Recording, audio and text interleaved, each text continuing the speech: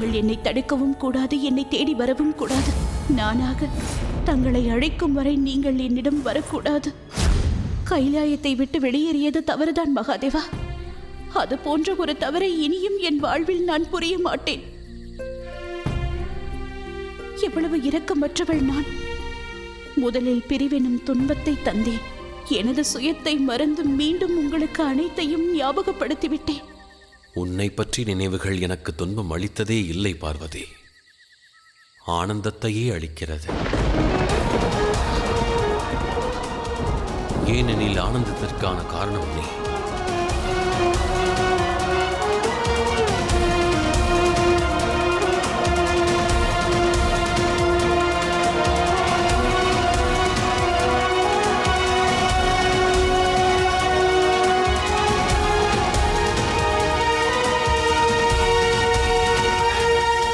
வேறு ஏதேனும் கேட்க விரும்புகிறாயா? ஆம் மகாதேவா, கைலாயத்திற்கு செல்வோமா?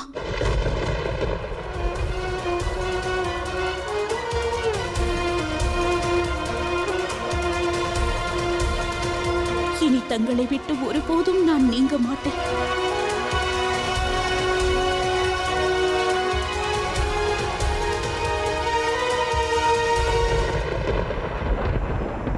யார் இந்த மகாகாளி? எங்கிருந்து வருகிறாள்?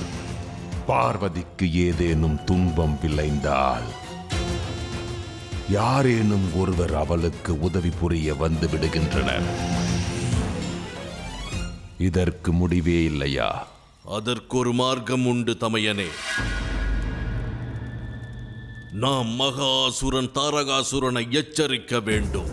அந்த பார்வதிக்கு உதவ எவரும் வராதபடி தமது முயற்சியால் அனைவரையும் நாம் தடுத்து நிறுத்த வேண்டும். நம் கட்டுக்குள் கொண்டு வர வேண்டும். இல்லை இல்லை நிசும்பா, தாரகாசூரனை எச்சரிக்க அவனது ஆட்கள் இருக்கிறார்கள். ஆனால் நானோ இந்த ஆட்டத்தையே மாற்றிவிட நினைக்கிறேன். இதுவரை நாம் பார்வதியின் பின்னால் சென்றோம் அல்லவா? ஆனால் இம்முறை நாம் ஆடப்போகும் ஆட்டத்தால் அந்த பார்வதியே நமது பின்னால் வருவாள். அதுவும் தனியாக. எந்த பிரயோஜனமும் இல்லை தமையா. எந்த சக்தியும் யுக்தியும் அவளை ஒன்றும் செய்ய முடியாது. ஏதொன்றை சக்தியால் அடைய முடியவில்லையோ, யுக்தியாலும் அடைய முடியவில்லையோ, அதை அடைவதற்கான வழிதான் பக்தி நிசும்பா. நாம் பார்வதியை தனியாக வர வைக்க வேண்டும். அவள் நம்மை தனியாக சந்திக்க வர சம்மதிக்க வைக்க வேண்டும்.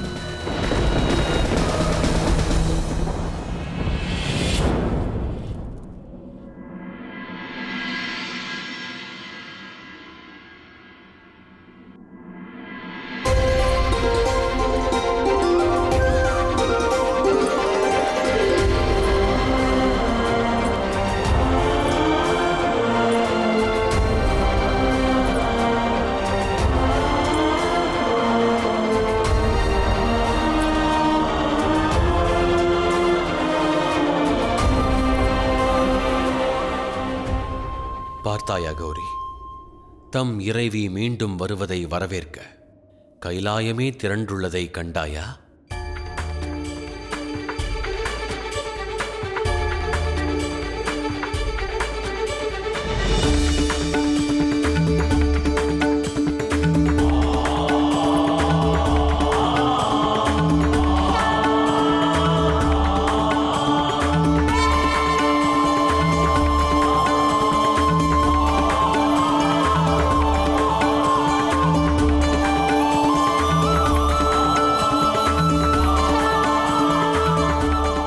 அன்னை பார்வதி தேவி மகாதேவர்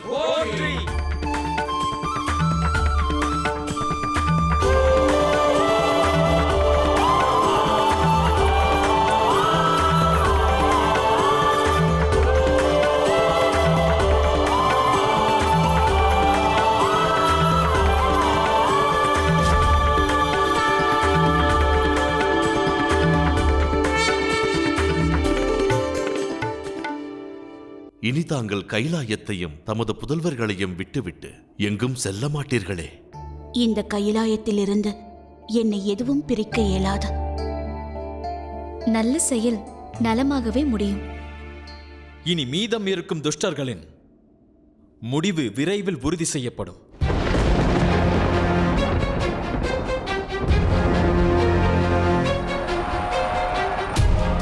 சும்பனும் நிசும்பனும் பேராசைப்பட்டு அபகரிக்க நினைக்க வந்த பெண்ணின் சக்தியை என்னவென்று புரிந்து கொள்வார்கள்.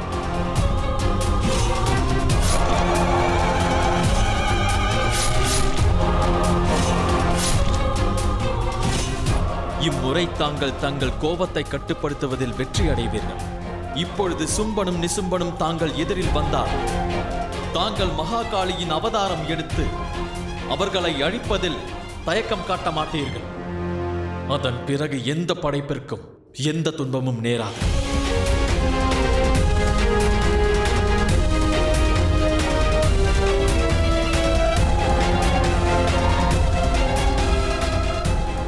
நான் கூறியது சரிதானே தாயே?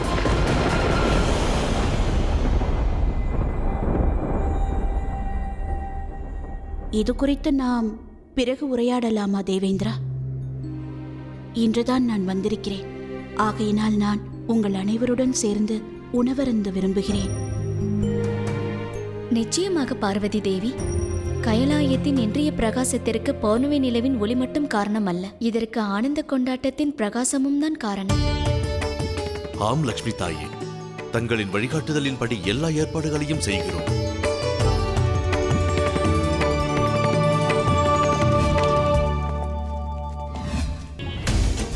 இப்பொழுது சும்பனும் நிசும்பனும் தாங்கள் எதிரில் வந்தால் தாங்கள் மகாகாளியின் அவதாரம் எடுத்து அவர்களை அழிப்பதில் தயக்கம் காட்ட மாட்டீர்கள். அதன் பிறகு எந்த படைப்பிற்கும் எந்த துன்பமும் நேராது.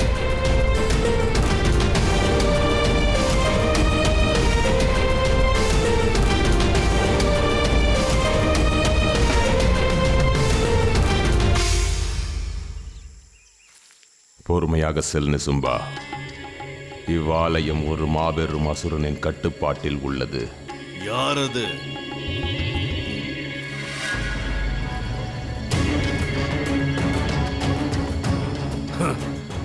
மீண்டும் ஒரு பெண்.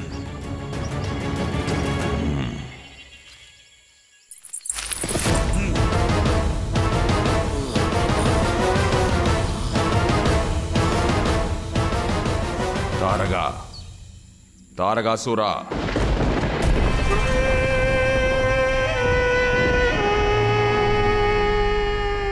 ஆம், நான் தான் தாரகாசுரன். என் எதிரிகளின் முடிவை தீர்மானிக்கும் தாரகாசுரன். தங்களை இக்கோலத்தில் பார்க்க என்னால் நம்ப முடியவில்லை. மாவீரன் அசுரன் தாரகாசுரன் ஒரு பெண்ணின் வடிவத்திலா?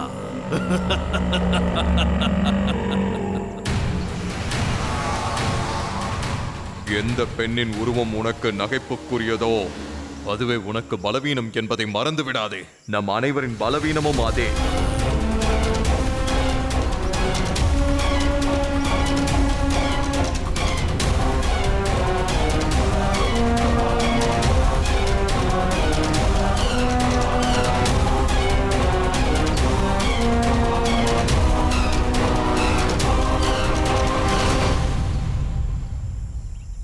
நாம் மூவரும் பெற்ற வரத்தினால் எந்த ஆண்மகனாலும் நம்மை கொல்ல இயலாது.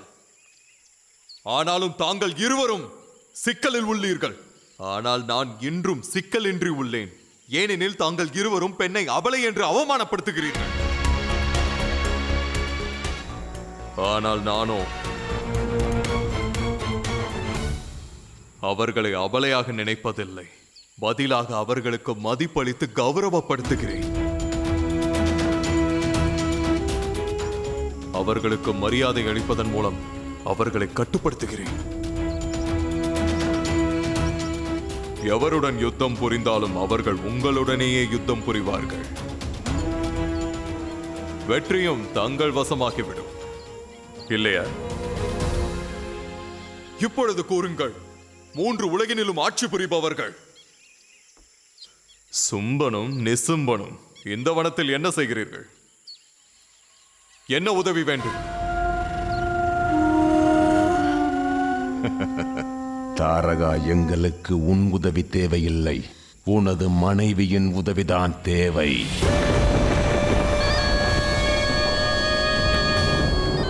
எதற்காக? ஏனெனில் உனது மனைவி மிக பெரிய தேவியின் பக்தை. அவளது கற்சிலையை தினமும் பூஜித்து வருபவள். அதனால் அவள் கற்சிலையாய் வணங்கும் தேவி உருப்பெற்று வந்து விட்டாள். ஆகவே இந்த செய்தியை கூற வந்தோம். ஆனால் அதனால் எனக்கு என்ன லாபம்? எனக்கு என்ன கிடைக்கும்? வரம். நான் கூறுவதை புரிந்து கொள். என்னுடன் சேர்த்து உனக்கும் பாதுகாப்பிற்கான வரம் பெற்று தருவேன்.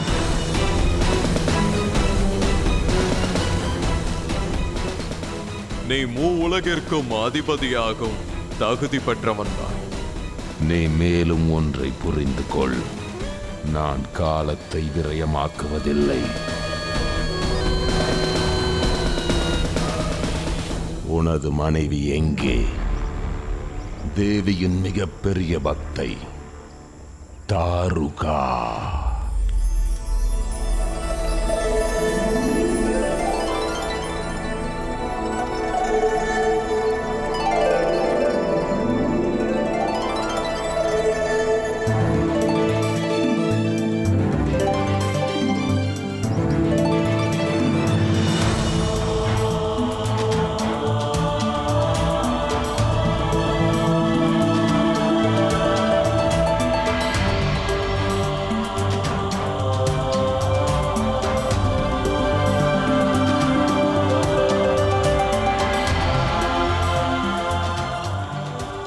தாருகா,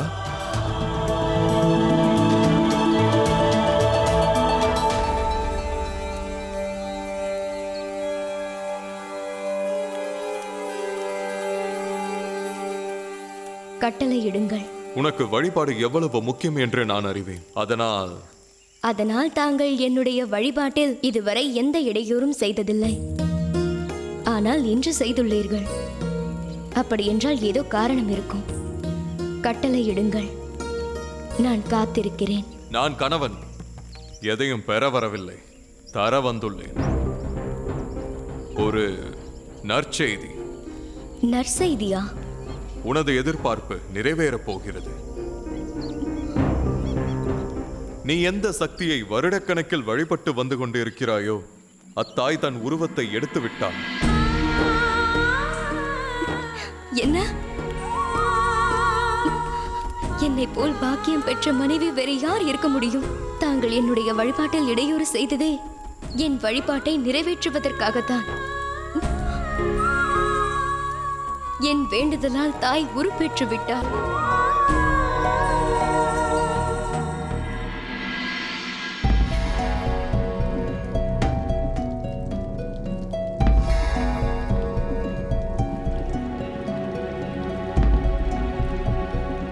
கௌரி,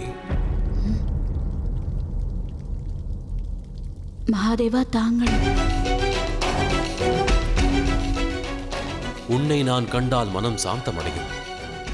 ஆனால் கைலாய நாயகி கைலாயம் வந்தடைந்தும் அவள் மனம் சஞ்சலம் அடைந்துள்ளது. அது ஏன்? என் சஞ்சலத்திற்கான காரணத்தை அறிந்திருந்தும் அதை பற்றி பேசி ஏன் என் கவலையை அதிகரிக்கிறீர்கள்? நான் அதை பற்றி பேச விரும்பவில்லை.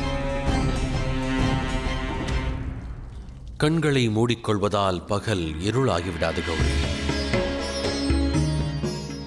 உன் லட்சியத்தை நோக்கி நீ பயணம் செய்வது எவருக்காயினும் நிச்சயம் அது எல்லையற்ற சுகம் அளிக்கக்கூடியதாகும். உண்மை வார்த்தை கூற ஏன் மறுக்கிறாய்?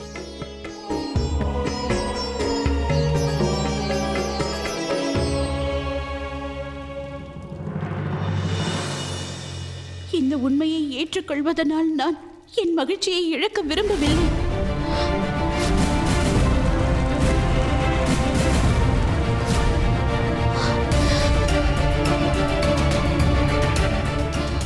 உன் அச்சத்தை கொண்டு நீ வருந்துவதினால் அந்த அச்சமே உன் முன் பெரிதாக நிற்கும் கௌரி. நடக்கப் போவதை அறிந்திருந்தும் மீண்டும் அந்த தவறை என்னால் எப்படி செய்ய இயலும்? தங்களின் மனைவியானது, கைலாய நாயகியானது தங்களுக்கு உறுதுணையாக இருந்து தங்களுக்கு சேவை செய்வதற்காகத்தான்.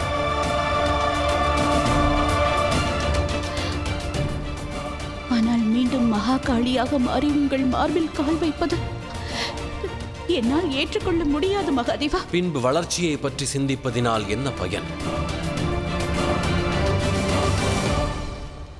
வளர்ச்சி என்பது தனது நாதன் மீது கால் வைப்பதா? அப்படி என்றால் அந்த பலனையை நான் தியாகம் செய்து விடுவேன். பார்வதி, எனக்கு புரிகிறது மகாதேவா. சும்பன் நிசும்பனை அழிப்பது எனது கடமை என்று எனக்கு தெரியும். ஆனால் நான் மீண்டும் மகாகாளியாக உருவெடுக்க விரும்பவில்லை. சதியின் உருவத்தில் உங்களுக்கு துக்கம் கொடுத்ததை இன்னும் மறக்கவில்லை. மீண்டும் பார்வதியாக உங்கள் மார்பில் நான் கால் வைப்பதா? தாங்கள் என்னை தங்கள் சக்தியாக நினைத்தால், என்னை உங்கள் மனைவியாக நினைத்தால் தயவு செய்து என்னை வற்புறுத்தாதீர்கள்.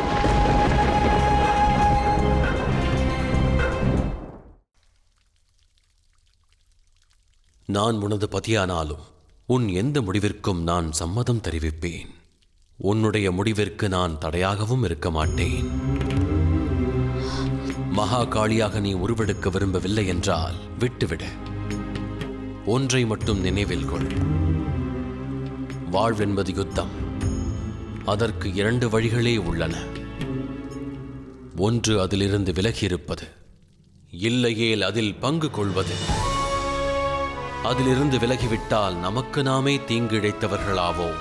ஒருவேளை பங்கு பெற்றால் நமக்கான வழியும் பிறக்கும். தரிசனம் அளியுங்கள், தரிசனம் அளித்து என்னை காப்பாற்றுங்கள். இந்த விவாதத்தை இத்தோடு முடித்துக் கொள்வோம். தங்கள் பக்தை யாரோ உங்களை அழைக்கிறார். தாங்கள் சென்று தரிசனம் அளித்து அவரை காப்பாற்றுங்கள். எவரை அழைக்கிறார்களோ அவருக்கே கேட்கும் பார்வதி. தரிசனம் அளித்து என்னை காப்பாற்றுங்கள். அப்படி என்றால் என் பக்தராக இருந்திருந்தால் என் செவிகளுக்கு கேட்டிருக்கும். அப்படி என்றால் இந்த அழைப்பு யாருக்காக? அந்த அழைப்பு உனக்கானதாகும். ஆனால் ஆனால் என்னை யார் அழைப்பது? தரிசனம் அளித்து என்னை காப்பாற்றுங்கள். தரிசனம் அளியுங்கள் தாயே.